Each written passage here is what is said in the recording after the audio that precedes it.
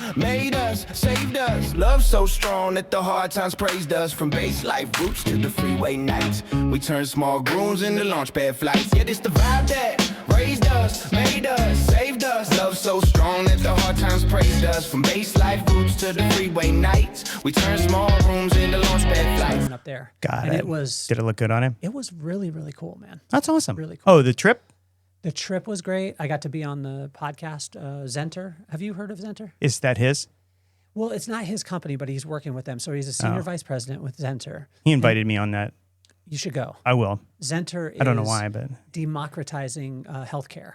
And so what they're doing is, like, if there's a doctor that's got 25 patients a year in Louisiana, like a small rural town, he's going to have less experience than a guy at Cedars-Sinai that's doing 250. So a lot of times if you get surgery at Cedars-Sinai, you're going to get a little bit different quality of care because that person's done 250. What they're doing with Zenter is they're taking that, all of the information, they're putting it up into the cloud, and now the guy that lives in the town that only does 25 has access to all of the data. And so now it's democratizing across the board, across the world, no matter where you're at, you're going to be able to get a higher level of treatment because he's a billionaire, the guy Rich that started Zenter. that's crazy. And he got diagnosed with stage 4 pancreatic cancer. And Which you is know like that's a death sentence. Yeah, I was going to say a death sentence. But Yeah. the only reason why he lived is because he was a billionaire. Oh, And is he knew still people. alive? Yeah. Yeah. I Oh, mean, wow, that's crazy. I met him yesterday. That's fantastic. Yeah, so it was Sweet. awesome. I It owe was you a awesome. curtain rod, by the way. That's okay. I don't care Every about time a I walk curtain in, rod. I'm like, I got to go to Lowe's and get a curtain rod. Well, I think it's so funny. I was just watching Diary of a CEO, which both of us are fans of. I think it's great. But this was the thing that I really hit is I didn't connect. I was watching an interview. I didn't connect with it as much as both of us are fans of Rogan too. And Rogan is just conversations of people Right. and you're kind of voyeur into it. Where CEO is highly, highly ridiculously produced. It's very produced. Very produced. And it was wild because I didn't feel the heart connection with it.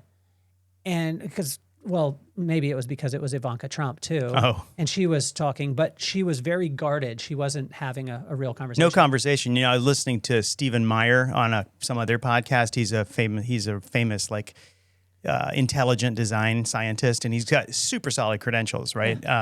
He's not like a quack. But he was on Joe Rogan. And he's like, you know, everybody talks to me like, yeah, I've written 3 books, bestsellers, real bestsellers. I've graduated with a PhD from Cambridge, but everybody goes, you were on Joe Rogan. Well, it's incredible. No, I get that too because That freedom. I like Diary because of the production. I love good quality production. Joe Rogan doesn't have that. But what Joe has that, I say Joe, Yeah. he has the conversation, the realness, you know, and that Diary doesn't have. You know what I even noticed? It was, and I realized this the other day is, and I'm going to try this with the podcast as we go along. I didn't even tell you when we were starting, right? So we just started recording. Yeah.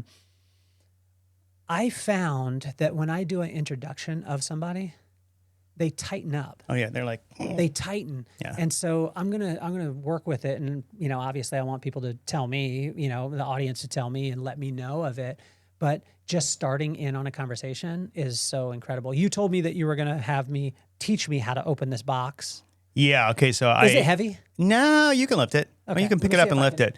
Yeah, you know, every time I've been here and we've done one of our things, I always bring like super crazy history. Let's see I want to see what that looks like. Actually, I'll put it, I'm going to bring it. Yeah, that's just show the box because it's interesting. I want to show the box. It's actually a history box. Let me show the history box. Turn it around. Don't open Turn it it yet. this way? Actually, you can see it. That's Let me see if they could see it now. Let's see. There we go. You could kind of see it, but I'll put it down on the ground. Because I would open it this way. yeah. It's you. The opening is to you. So Oh, turn that- it around. No, sorry, 180. There you Okay. go. That's how you will open it, but put it on the ground, and then you're gonna push. Don't open it. Oh, yet, push those. But you push both of those, and then it comes You know open what I'm like a going box. to do is let's put it over here. Yeah, go for it. That'd be fun. Let's put it over here because it'll be there. We Yeah, are for the us. Joe Rogan style podcast with literally. Well, I love this. Yeah, let me I see. love this. And I think the cool thing with Perfect. you is, you know, with these, like you never tell me what you're going to bring. Right. You always bring notes because you're. I have to you're bring Craig. some notes I know. because I don't want to forget anything. And by the way, Clay Perkins, I had lunch with him. He's the guy who owns the bomb fuses. Yeah. He goes, I really enjoyed your, what do they call them, podcasts? I was like, yeah. So he listened? He watched it. No, he listened. And then he said, and you made many scientific mistakes. And I'm like, I'm so sorry, Clay. I said, but you know what? It's better to have gotten that stuff in front of people, Yeah. even if I might have called like uranium-214, uranium-213, or got the size wrong. Yeah. He's so funny. He's incredible. I want to meet You him. can, you know what? I will. Should we record at his house? No, he can. He's very Will mobile. he He come can here? make it up. Yeah. Okay, Well, so we're gonna have him up. let's have him here. Yeah, he's incredible. He worked for the Atlas rocket program after World War II, and literally he's a big deal scientifically. So I was just watching, and I sent this over to you yesterday or this morning. 27 days of watch time of that one clip of you having the fuse. yeah, and it's the fuse. I mean, that's what really 27 just days. so Well, crazy. Does that mean 27 like 24-hour periods? Yes. That's crazy. 27. Well, you tell him that because I 190,000 views. so you mispronounced nuclear, and so what, right? I don't have a Fanta. I have a LaCroix, Yeah, you which do we've have a talked about earlier. Okay, so about 10 years ago, Okay. I got pitched a show that never went anywhere. What was it called? History Box. Okay. It was actually, I pitched it to pretty high level people. They loved it. And my idea was somehow there's a box and there's a great piece of history in it. A person opens it, like a famous person. Yeah. And you get like a celebrity to open it and they're holding something. And that's the reaction, what's in the history box. And I thought it'd be good TV. So we're starting it now. Yes, but so I thought, because I bring in legendary history items, right? Yeah. Well, I got some other really cool things for you in the box. So the way this is going to work is you're going to open that box. You now know how to open it. You're going to take something out and we're going to talk about it. Okay. Okay. So Do go I for just it. get to open? Yeah, you get to open it. Okay, so- you can either do it blindfolded, like don't look in the box, No, I or gotta- you look in it and pick something. Okay, I'll just reach in. So I push this way. Yep. Open up. Okay, can I keep it open? Yeah. Okay, I'm gonna keep it open. I'm just gonna grab the first one. Okay. that I do. Oh my gosh! Yeah, I got a pink shoe. in Oops, my that hand. wasn't supposed to be there. I got a pink shoe. Is this what you wear at your drag show? Negative, Ghost Rider. The pattern is full. Okay, so I'm looking at a pink shoe, Life Stride, probably a size 6, 7. Yeah, I think so. Whatever. 6, 7. Yeah. Right This is, around in yeah. there? It's Okay, like, yeah. cool. All right. So, hey, you can hand this to me. Okay. So basically, this is a high heel shoe, right? It's Yeah. for a woman or someone else who wants to. Mid heel. Mid-heel. Mid-heel. I think Comfort. I asked your wife downstairs, is it comfortable to walk in these things? And she's like, absolutely not. And No. I said, why do women wear them? For this fashion. Yes. Okay. We're going to key off of that because there's a history behind this. Okay. But she said, makes your legs look good. And I'm Yeah. like, what? She goes, yeah, when you stand, the Stretches it muscles out, yeah. show and stuff. That is exactly nothing to do with the history of the high-heeled shoe. This is a really impractical shoe design, don't you think? I mean, have you ever tried to walk in heels? I have never, and I probably won't. Okay, when I was like 8 or something. I mean, I think we've all done it. No one yeah. admits it. We've all just done one it. time. No. It's ridiculous. People have to learn to walk in these things. Okay, so high-heeled shoes have their origin in military history. Yes, it's not fashion, and it goes way back to the Byzantine Empire. Nope, excuse me, the Persian Empire. Byzantine is something else we're going to talk about later. The Persian Empire, that's like 1500s. The Persians were like military superpowers. I mean, they were dominated. Yeah, What Persia is modern day Iran. Okay, that's that area. Okay? People say I'm Persian, and you go, where's Persia? Yeah. It doesn't exist anymore. That's like the Iran area. Okay, Iran and what else? Does Just it? that does it general have area. Iran and Iraq. Yeah, and I don't stuff know like the that? specific borders.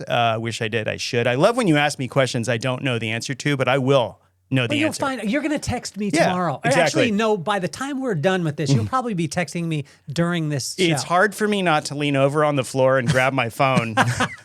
But Grab your phone. That's Where's the it at? No, it's on the floor. Where's we it at? got, Here's we, my we got phone. things to talk about. could do that. Okay. Hold on a minute. Okay. See, I knew it. I knew it. Okay, so I'm going to do one better for you. So on the Chad. on 300, was that them against Persia? Oh, wait a minute. Stop. We got to go. Okay. I so, love how you can't think of two things hey, at once. are you there? I'm right here, Craig. What's on your mind? Hey, tell me, the Persian Empire, what countries does the Persian Empire now encompass? Obviously, Persia doesn't exist anymore. I know it's Iran, but what else? You're right that Iran I don't know what's doing that again. Stop. Okay, sorry. Okay, tell me, Persia, what is it today? Today is Wednesday. If you're checking in on anything specific, plans, projects. Oh my God, today is Wednesday? No, you were just telling me. Iran, the Persian Empire. What today are the countries that occupied what was once the Persian Empire? The heart of the old Persian Empire is mostly modern day Iran. Okay, so I was right. Okay. Modern, I don't know what this phone. Okay, maybe that's the mailman delivering a package to me. Could be. So these actually had a purpose. The Persians were horse riders. They were like the Dothraki of of that age, and they were really into. And so Is that an actual word too, or is that made up for the show? Dothraki? Yeah, I think it's completely made up. it was, but it was cool. Yeah. That was Jason Momoa too. Yeah, but my point is that's if you didn't have ADHD, I would be very surprised. Hey, this is a great way to diagnose Yeah, each this other. is true. Okay, so anyway, the Persians would wear these for a specific purpose, and they didn't look like. I don't think they were pink. I don't think they had beautiful straps, but they had high heels, and the heels were designed so you could get the heels into the stirrup, and you could stand while riding and fire bows and arrows or crossbows or whatever. You could fight on your horse standing, and you wouldn't slip out of the stirrups. So these originated from guys. High wearing them. heels originated from guys wearing them in combat. What? Yeah. What? Now, what happened when they got off the horse though? You can't run in these bad boys. Yeah, I guess they'd look like I would try. Is that why Persia fell then? Really, probably because they were running high-heeled shoes. They didn't think through that part.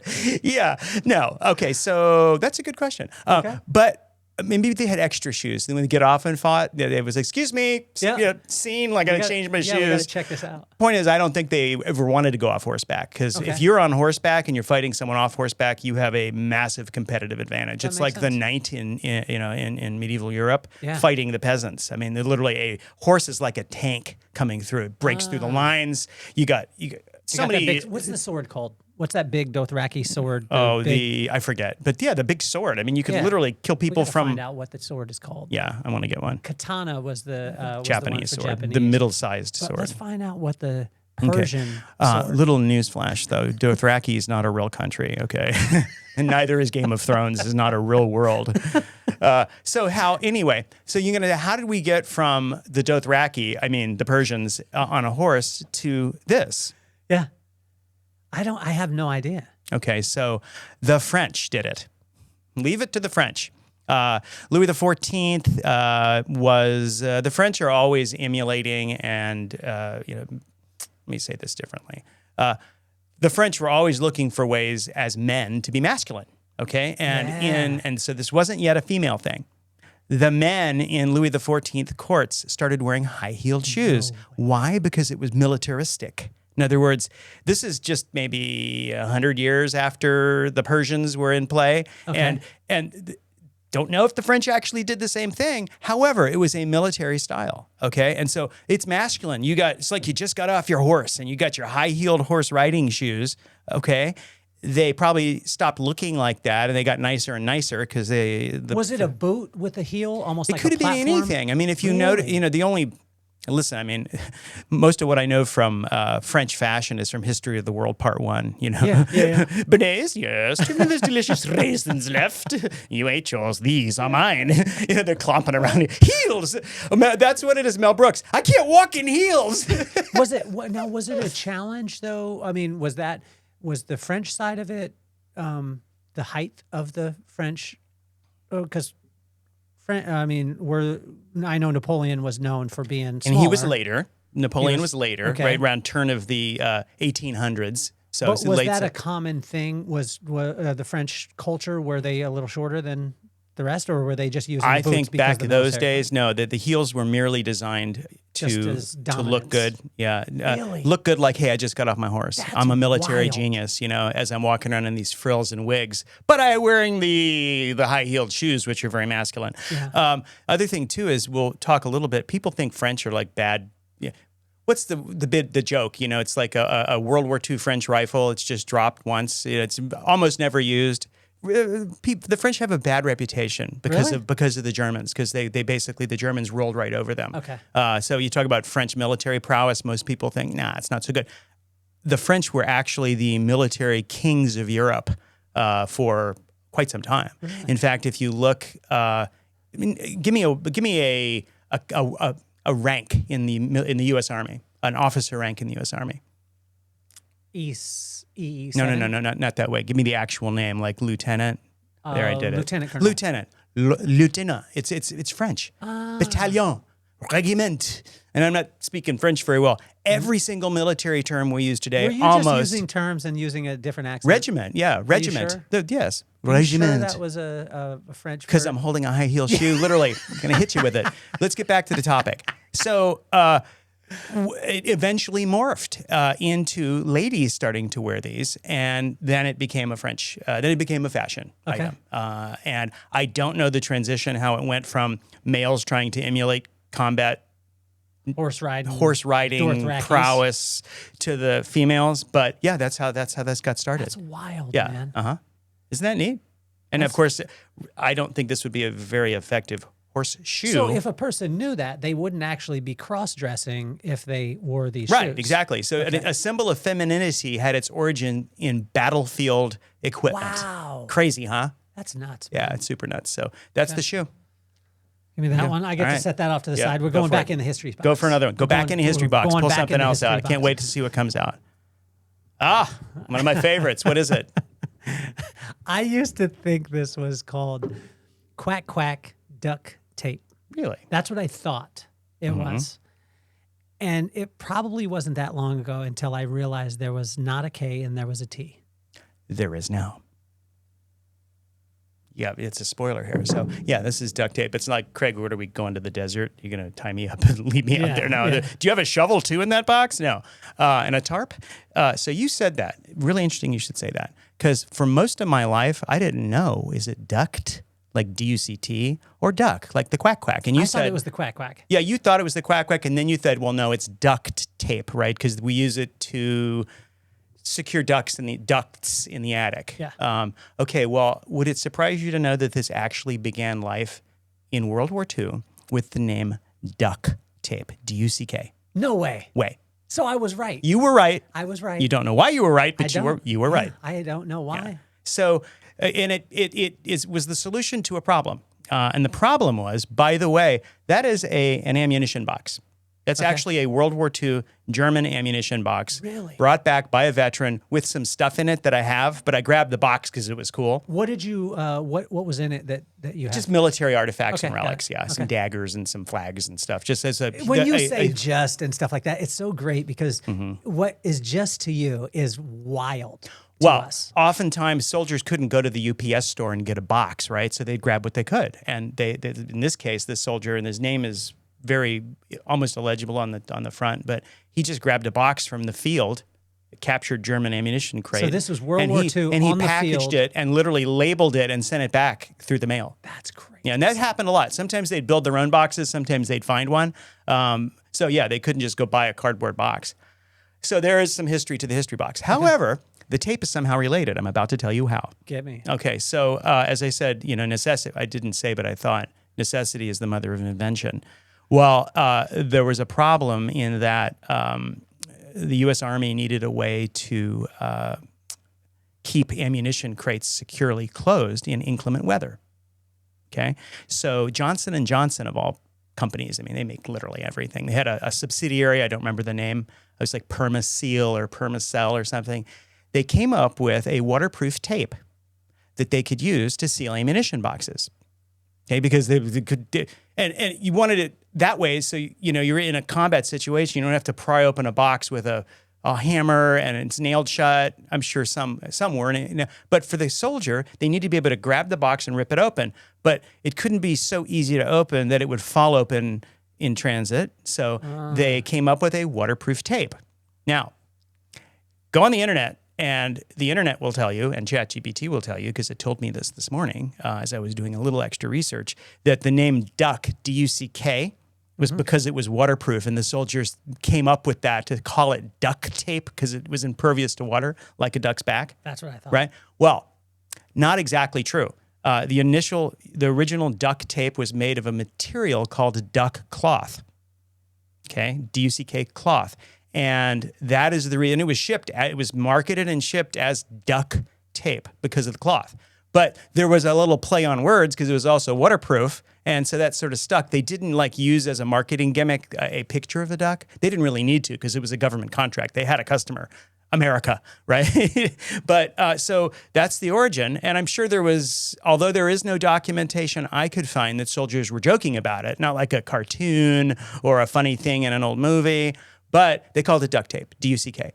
When the war ended, one of the biggest industries post-war was the construction business, okay? Because and interesting, there's a book you have to read, and if anybody watching hasn't read it, it's called The Geography of Nowhere. It's one of my pivotal best books ever, The Geography of Nowhere. And it basically makes the argument that America was so, call it addicted to the military-industrial complex that they had to basically formulate a plan to keep that production alive after the war. So everything has its origins in that need to stay a world-dominant player as a giant, okay? And how do I get lost in this? Oh, so construction. The construction was a big deal. They made VA loans available to soldiers so they could come back and afford the houses that were being built like everywhere. And they built the Eisenhower Expressway system so that they could connect all these new towns like Los Angeles, or Hollywood, to places people work, to factories. They created zoning laws to prevent people from living and working in the same place. So they'd have to buy cars, so it just goes on and on and on. However, post-war, they used this tape for construction. And then slowly, as it was commonly used in the construction industry and air conditioning came along, they used it for ducts. So now, if you go to Home Depot and you say duct tape, they're going to know what you're saying because they sound the same, but it's DUCT, I think, if you look in a Home Depot catalog. But yeah, it was originally duct, so you're not wrong. That's crazy. Isn't that crazy? So there you go.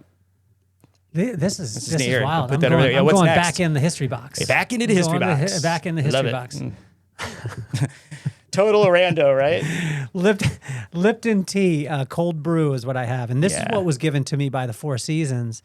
I went and there's a tea at 12 o'clock that I love from 12 to 3 at the Four Seasons in Maui. Would you like some high heel shoes for that? Yes. Okay, great. And I'd like some duck. You bring tape. your duct tape, they're going to literally kick you out. But they only give it from 12 to 3, and then after that, then they take it away and you can't have it. But it was at night. I wanted it. I called down. They said that they do anything to be able to make people happy. It's the Four Seasons. That's what they do. I asked for the tea, the one, and it's a special one. And they brought me up this Lipton, and I sent it back and asked for the new one. I want. This is the Four Seasons. I want some tea with some seasoning. Lipton tea. Why I got that? Okay, it's not the Lipton. It's what I had in my cupboard. Cupboard. Who has a cupboard these days? It's in my cupboard. Do you have exposed shelves, or do you have the closed ones? I got closed ones. Okay. In the kitchen. Okay, because a lot of remodels now are doing the exposed ones. Really? Did not know that. Yeah. My cabinets are from the 90s. It's wild. It's just a shelf. So, but they're calling it an exposed cabinet, and I'm like, that's just a shelf. You're just trying to be cheap by not giving us doors. A shelf. Yeah, it's a shelf. What sucks is you have to have everything perfect on the shelf because the cupboard hides some things. That's like a refrigerator with a glass door. Or I think those look cool. A small swimming suit. Yeah, with lighting. Yeah, right. Yeah, refrigerators with glass doors are the swimsuits of the refrigeration industry. That's interesting. Okay, so you said a story about tea. I'll give you a story about tea, and then I'll tell you why I brought this. Okay. I'm in Latvia, and we're doing it's a show I did called Battlefield Recovery, and it's with a bunch of British people. Literally everything stops, no matter what, for tea. I mean, look, they were like, I'm sorry, it's 3 o'clock. And the cameramen put their cameras down. Everybody sits down wherever you are in the mud, as the case may be. And we're literally make tea. Interesting. Yeah. It has nothing to do with what I'm going to tell you about, except that it's tea. Yeah. So let's open the box. And have you ever seen, there's a tea bag. Here you go. You can look that up, just a bag of tea. Yeah. You've ever seen the other more fancy way to make tea? You pour it into like a basket. Oh yeah, and it's like loose tea. And it all It's gets like a out. French press. Yeah, and it gets in your mouth. Yeah. Or a little. Sometimes there's little single serving ones. If you go to like a real fancy Four Seasons, maybe did the Four Seasons tea come in bags, or was it in a little like strainer bowl or something? No, it was in a larger one. It's like a gallon or 2 gallon one, and it had tea and lemonade and simple syrup. I mean, unbelievable. If you go to the Maui Four Seasons, which I think they're going to sponsor the podcast at some point. So, oh, that's cool. Yeah. Well, we'd hope to get a discount room available. Probably be in December. Okay, so tea didn't always come in tea bags, and tea never came in tea bags until 1908. I knew it was right around the turn of the century. And here's how it happened. So a company, I think it was Tedley Tea. It still exists. Okay. Tedley Tea, Tedley, I believe. Again, not relevant. Okay. Interesting, but not relevant to the story. I love saying how things we have today got to us. Yeah. And so you're going back to the history. You think, was the tea bag invented by the Chinese or, no. What happened was in 1908, Tedley decided to start sending out samples of some of their teas. So they put them in little baggies. Say, here, they're not going to send you a pound of tea, right? They sent out little baggies with tea. Well, the consumers would get them and they'd go, open it up, they'd look at it, and there's a little bag of tea in there. I think it's tea. And they go, oh, well. And so they would just take it and put it in their cup and start using it. And so these were commercial samples designed to get people hooked on a new flavor of tea. And it became so easy to make tea that it caught on. So Tedley and other tea companies just started shipping their tea in tea bags. Really? Yeah. So just by mistake, not mistake, but I mean, it wasn't, well, no, it wasn't a marketing plan. No, what happened was tea bags became immensely popular because people misunderstood the instructions. Wow. Or they didn't read the instructions. I don't know if there were instructions there, but now it's very rare to find yourself getting served tea, possibly with the exception of the Four Seasons, without a tea bag. And so, that became what became as a marketing gimmick, became a standard household item that we can't live without. That's wild. Isn't that crazy? Yeah. Now, my wife makes pots of tea for me because I drink tea, and she makes You it drink by. tea? I do, yeah. Oh, and coffee and pretty much anything else with caffeine. Okay. But I like the tea, and she makes it the old way. She actually has a basket. She buys this tea, but we make it a pot at a time, so it's not like this. Do you make the sun tea? No, but Like you put see it in them. you put it in the jar, put it on your Nope, porch. this is tea. We boil the water, and then I we don't pull a see little that thing out. in Rancho Casa Santa Fe. Cardenas. Yeah, I don't know. Casa Cardenas, we make our tea the old-fashioned Well, way. in the South, a lot of times, and just growing up, parents would take the big jar, Yes, yes. put it out on the porch, and it would be sun tea. I don't know if it was called sun tea. Yeah, but they usually use a crap ton of tea bags. Yeah. You can see the tea bags floating around. Yeah. When I first saw loose tea once, I remember this. I don't remember how old I was. I just poured some in the cup. I was thinking, oh, it's going to disintegrate like coffee, like instant coffee. No, it did not.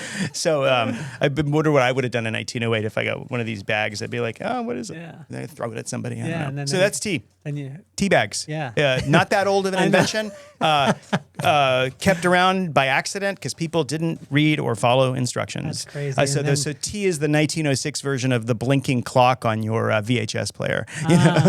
Well, and I don't know if they realized that they were going to create something that you never wanted to, like this as a verb, you never wanted that to happen to you either. Exactly. So, I don't know what you're talking about. What's next in the history box? Oh, yeah. the fork. The fork. The fork. You're like, gosh, did Craig leave that in there by accident? Yeah. You were eating this morning and you went, okay.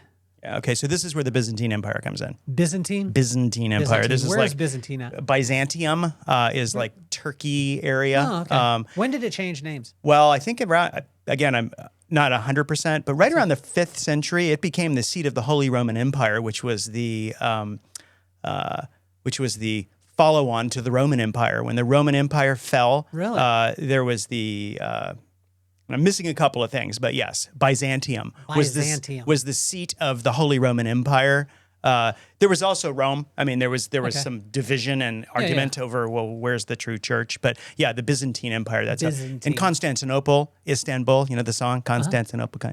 Yeah, all the Byzantium became Constantinople, became Istanbul, and that's where that is. Okay, Yeah. so we're back to the And again, fork. I'm 90% correct. Okay, I'm down. I'm more correct than most other people would Hey, be. I mean- You're like, Byzantium, where is that? Is it near Persia? Dothraki? Is it Yeah, near right. The earliest known fork, and by the way, if you invite somebody to your house and they're eating and they use their hands, what do you think? Nasty. Savages, Yeah. cannibals. Why are you Or, here? but I mean, from traveling and being in different places, especially there's a huge Indian culture in Canada. So we did a lot of traveling in Canada, and then traveling around. As a kid, I used to think nasty, and then I thought, oh wow, it's cultural. So I had to understand where their culture was, and then even with my my grandmother and grandfather, they didn't use forks; they used a tortilla. Oh, okay. So they used a tortilla to gather. I've seen that. I've seen that. That's Very a cool. big. It's cultural. Big. Yeah. Just but- like chopsticks in China, it's cultural. Yeah. And now, interestingly, when we go to any restaurant, like a Japanese, Chinese, we want to use chopsticks. Like I do not eat I love sushi. I don't use chopsticks. You don't? No, you're not supposed to. Everything is nigiri is Japanese for finger. You're supposed to eat sushi with your fingers.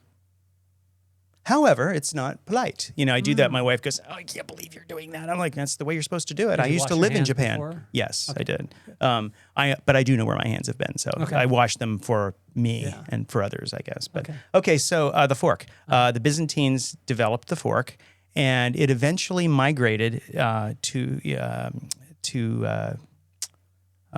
Venice, Italy. Okay, right around the 1300s. And began to make its appearance in Italy, okay? And just like I'm sure at some point people were interested in chopsticks, decided to try using chopsticks, and I can't use chopsticks.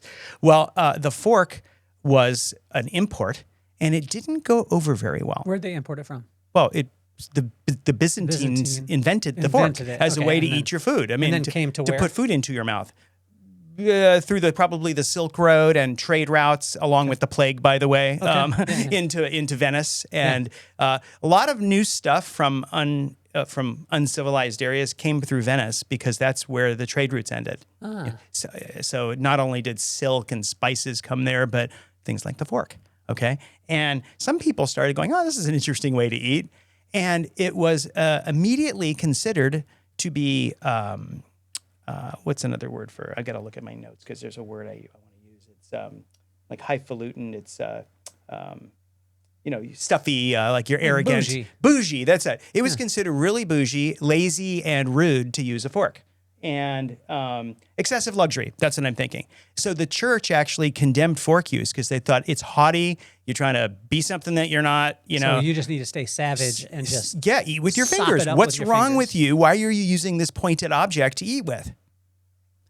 And so, for many, many years, it was condemned as just unsavory to use a fork. And it's like, use your hands like everybody Was else. the pitchfork before the fork?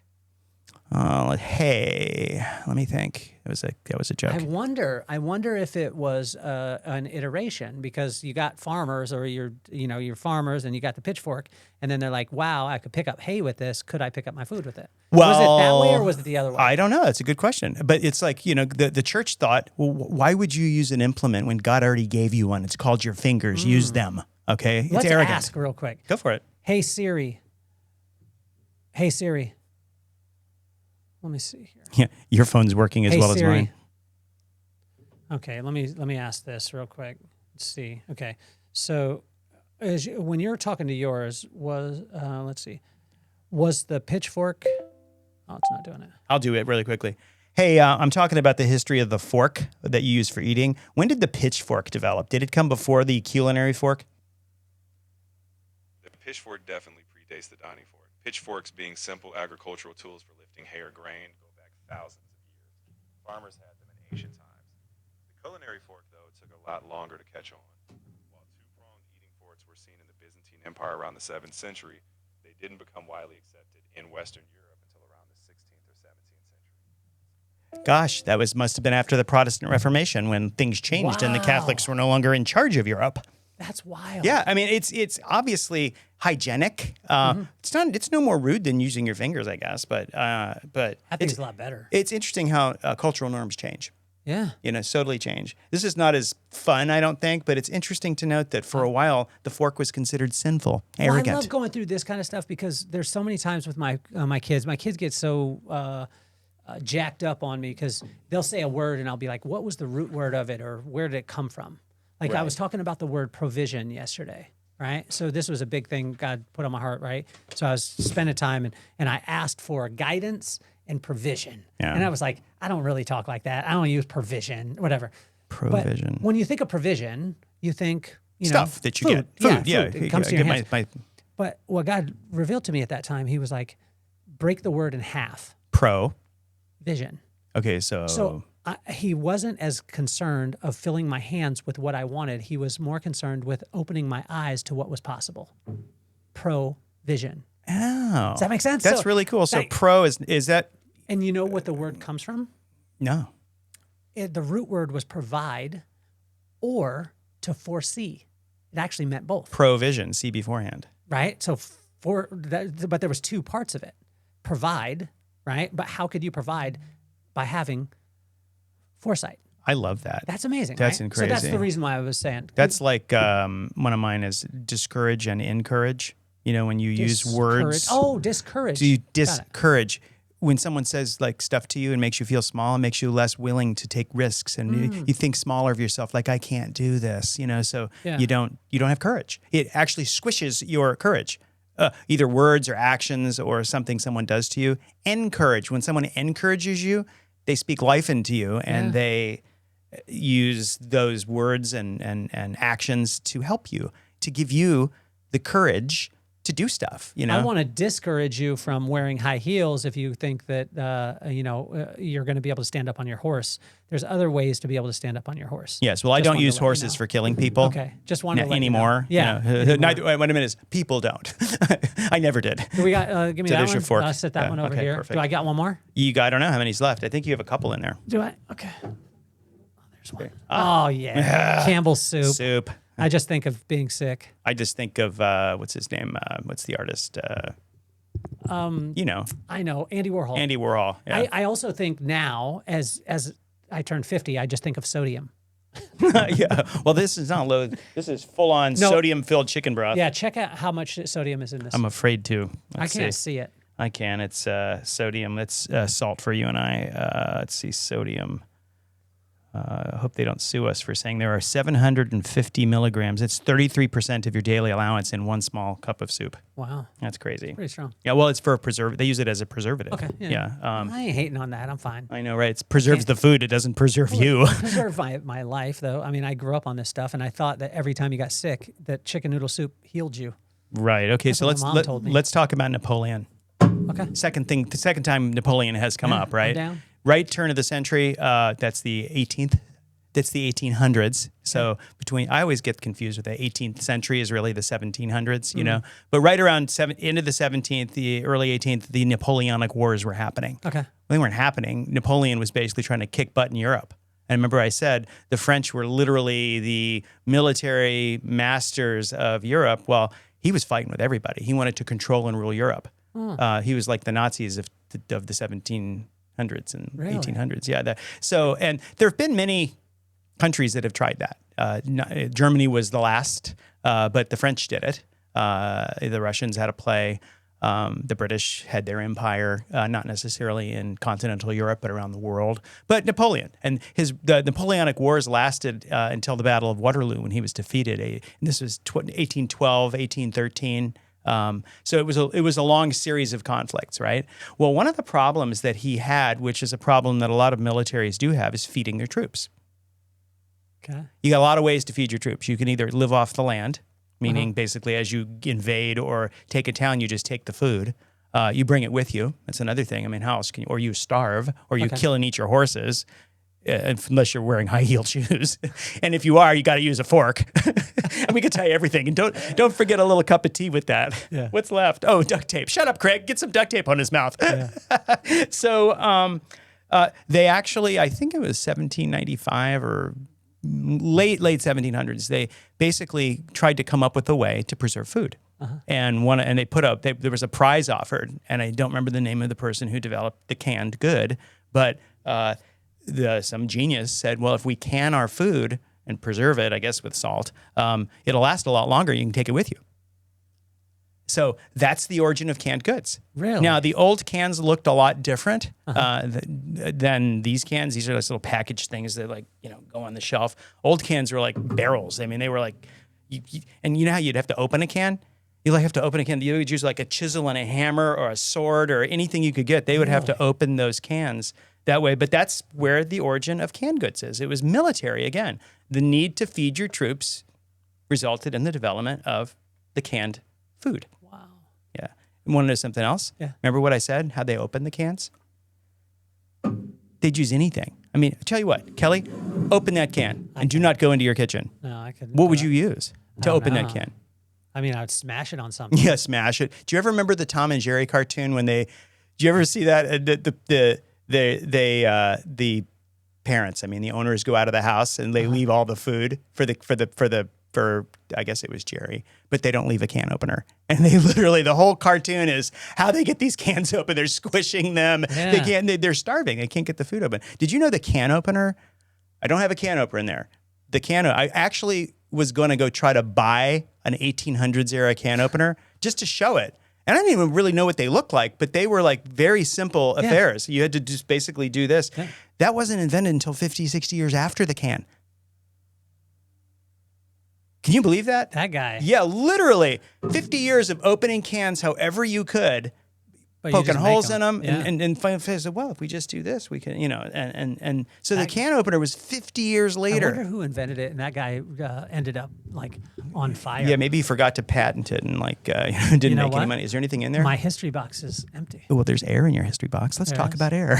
Okay. So yeah, that's just an example, and like really interesting. It's something I encourage you to do, Yeah. especially if you've got kids and you at home, if you're listening.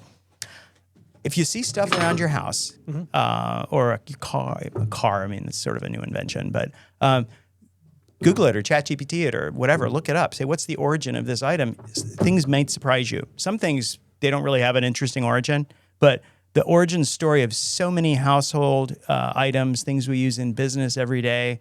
We talked with David about the watch, the wristwatch, how it was developed as a wristwatch in World War I because soldiers needed to fight and know what time it was, and they didn't have time to open their pocket watch. I mean, that kind of stuff is really cool. I think it's amazing. Yeah.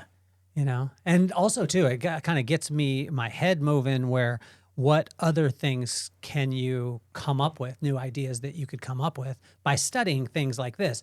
And I think the interesting thing for me is that most of them didn't come from this crazy inspiration. It just came from desperation, the canned good. Necessity is the mother of invention. Yeah. Of course, they forgot about the can opener, or they misunderstood the entire concept, like the high heel shoe.